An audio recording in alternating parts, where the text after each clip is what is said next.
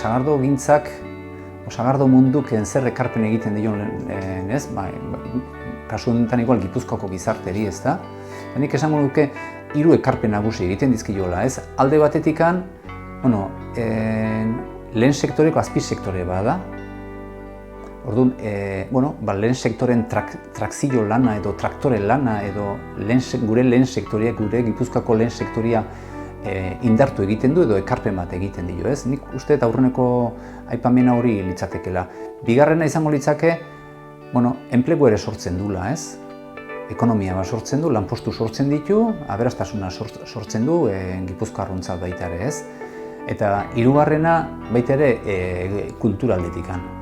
Ikuste den hori zalantzan ez dugula jartzen, egia da, sagardotegik eta ondo pasatzea eta juten gehala, baina horren atzetikan badago kultura bat, euskal kultura bat, eta jakin deguna mantentzen, jakin dutena mantentzen, eta jakiten ari diana gure gizarteari isladatzen, ez?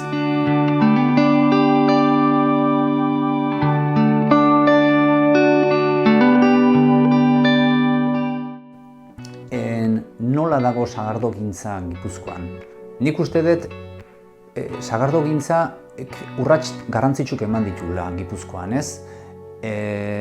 Profesionaltasunaren ikuspegitik eta gero bertako sagardoaren eta bertako sagarrekin egindako sagardoaren ikuspegitik, ez?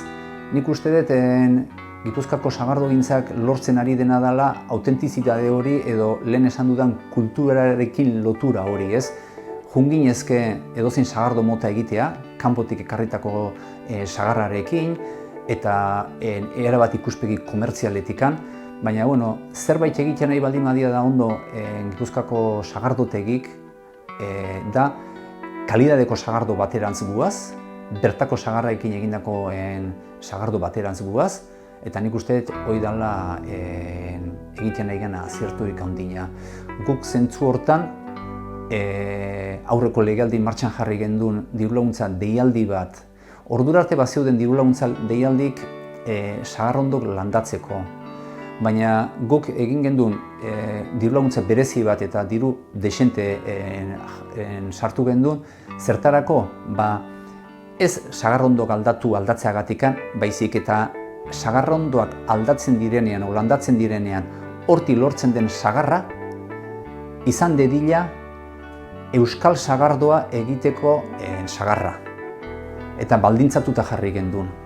Eta nik uste dut, hori noski egin gendun, sektoreko sagardo munduak hala eskatzen ari zitzaigulako, eta nik uste dut hor urrats importante bat ematen ari gehala.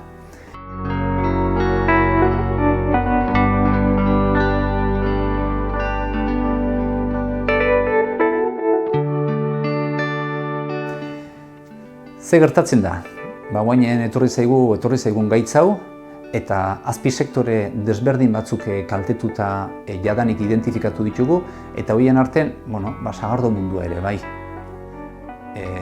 Sagardotegi garaian itxita egon dira, bereien diru sarreran zati handi bat hortikan lortzen dute, eta guk badaukagu asmoa, eta hala adierazi dugu gainea, sagardo munduari trantze hau, Jaurlaritza ari da baita ere merkaturatzea eta ostalaritzan eta etxeko kontsumoan eta nola gehitu eta aleginak egiten.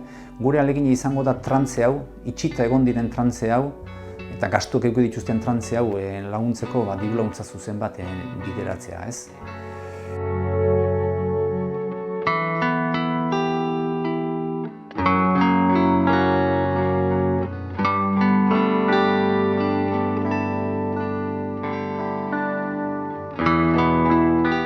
Emakumearen ekarpena izan da beti, eta izan da oso garrantzitsua.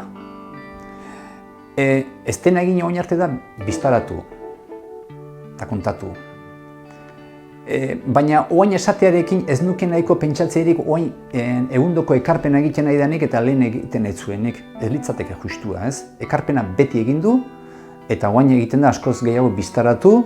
Egia da orain sagardotegitan eta titularitatea eta hartzen ari dianak emakumeak eta askoz gehiago diala, eta lehen zoritxarrez tokatu zaio ikutuko lana egitea.